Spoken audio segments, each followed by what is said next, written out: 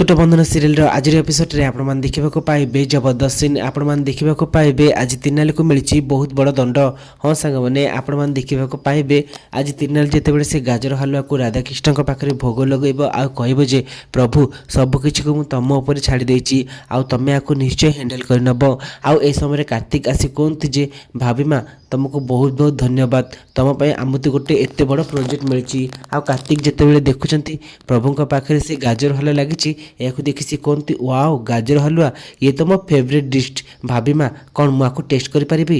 ଆଉ ଏହାପରେ ତିର୍ନାଲୀ କହୁଛନ୍ତି ଆରାମସେ ତୁମେ ଆକୁ ନିଶ୍ଚୟ ଖାଇପାରିବ। ଆଉ ଯେତେବେଳେ କାର୍ତ୍ତିକ ସେ ଭୋଗକୁ ଖାଇବାକୁ ଯାଉଥିବେ, ମାନେ ସେ ଗାଜର ହାଲୁଆକୁ ଖାଇବାକୁ ଯାଉଥିବେ, ଏତେବେଳେ ଭବାନୀ ଦେବୀ ଆସି ପହଞ୍ଚି ଯାଆନ୍ତି। ଆଉ କାର୍ତ୍ତିକଙ୍କ ହାତରୁ ସେ ଗାଜର ହାଲୁଆକୁ ଛଡ଼େଇ ନେଇ କୁହନ୍ତି ଆରେ କାର୍ତ୍ତିକ ତୁ ଏଇ କ'ଣ କରୁଛୁ?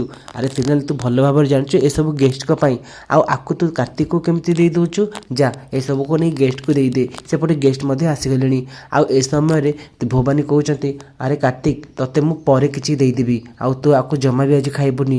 ଆଉ ଏତେବେଳେ ତିର୍ନାଲୀକୁ ସନ୍ଦେହ ଆସିଯାଉଛି। ଆଉ ଏ ସମୟରେ ଭବାନୀ ଦେବୀ କହୁଛନ୍ତି ଆରେ ତିର୍ନାଲୀ ତୁ ଏ ଡିଶ୍ଟିକୁ ଟେଷ୍ଟ କରିଛୁ ନା, ମାନେ ଏ ଗାଜର ହାଲୁଆରେ କିଛି କମି ନାହିଁ ତ, ତୁ ଚାଖିଛୁ ତ? ଆଉ ଏ ସମୟରେ ତିର୍ନାଲୀ କହୁଛନ୍ତି ହଁ ମା ମୁଁ ତ ଚାଖିନି, କିନ୍ତୁ ମୁଁ ଭାବୁଛି ସବୁ ଭଲ ହିଁ ହେଇଥିବ। ଆଉ ଏ ସମୟରେ କାର୍ତ୍ତିକ କୁହନ୍ତି ଆରେ ମା ତମେ ଯଦି ଭାଉଜକୁ ଖାଇବାକୁ ଦେଉଛ, ଚାଖିବାକୁ ଦେଉଛ, ତାହେଲେ ମୋତେ କାହିଁକି ନାହିଁ? ଆଉ ପୁଣି ଥରେ କାର୍ତ୍ତିକ ଖାଇବାକୁ ଯାଉଥିବେ, କିନ୍ତୁ ଏ ସମୟରେ ଭବାନୀ ଦେବୀ କାର୍ତ୍ତିକ ହାତରୁ ଛଡ଼େଇ ନେଇଯାଆନ୍ତି। ଆଉ ଏହାପରେ ତିର୍ନାଲୀ କୁହନ୍ତି ଏଥିରେ କିଛି ନା କିଛି ତ ଗଡ଼ବଡ଼ ଅଛି। ତ ଫ୍ରେଣ୍ଡସ୍ ଆପଣମାନଙ୍କୁ କ'ଣ ଲାଗୁଛି, କ'ଣ ତିର୍ନାଲୀ ଆଉ ପୁରା ପରିବାର ସାମ୍ନାକୁ ଭବାନୀ ଦେବୀର ଅସଲି ମୁଖ ଆସିଯିବ? ଯଦି ହଁ ତାହେଲେ ୟେସ୍ ବୋଲି କମେଣ୍ଟ କରିବେ। ଆଜିର ଭିଡ଼ିଓଟି ଭଲ ଲାଗିଥିଲେ ଭିଡ଼ିଓକୁ ଲାଇକ୍ କରି ଚ୍ୟାନେଲକୁ ନ ଆସିଲେ ସବସ୍କ୍ରାଇବ୍ କରିବେ।